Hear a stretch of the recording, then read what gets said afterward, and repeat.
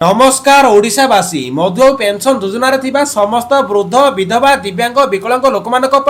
आसला बड़ खुशी खबर लागू होगा जाऊँगी 3000 टंकार भत्ता राशि क्यों मैंने केते पाइबे केबेठारु लागू हेबो या सहित कहीं सरकार लागू करिबारे एते विलंब करुचंती सामना को आसला बड़ तथ्य चलतु संपूर्ण अपडेट जानिबा ता पूर्व चैनल को प्रथम कर आसते चैनल को सब्सक्राइब करंतु बेल आइकन को घंटी चिन्ह को दबाई ऑल सेट करी रखंतु बंधुगण राज्यर समस्त वृद्ध विधवा वयस्क लोक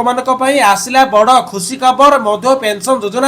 भत्ता परिमाण को बढ़ाई देछंती सरकार तेबे केउ तारीख लागू हे 3000 टंकार भत्ता राशि क्यों माने केते टंका हासिल करिवे या सहित कहीं विलंब घटुची एने सरकार कले बड़ घोषणा बंधुगण ओडिशार लक्ष लक्ष भत्ता अधिकारी मानक बड़ खबर सामना को आसीची मधुबाबू पेंशन योजन भत्ता वृद्धि को नहीं सरकार देछंती बड़ अपडेट एही तारीख लागू हे 3000 टंकार भत्ता राशि बंधुगण ओडिशार समस्त वयस्क विधवा दिव्यांग लोक सरकार देछंती बड़ खुशी खबर वृद्ध विधवा भिन्नक्षम असहाय व्यक्ति मानकु एणिकी मिलिबो 3000 टंकार भत्ता राशि निकटरे सरकारी स्तर रे भत्ता वृद्धि ने जेउ घोषणा करा जायतिला ताहाकु नै एबे हिताधिकारी मानक मनरे अनेक प्रश्न रहिछि बंधुगण निर्वाचन पूर्व सरकार प्रतिश्रुति देथिले जे भत्ता वृद्धि करा जिवो किंतु 2 वर्ष बीती गलानी कोनोसी अनुमोदन करा जाय नै सरकार किंतु वर्तमान नेछंती बड़ पदक्षेप सरकार कहछंती जेहेतु आगु पंचायत निर्वाचन रही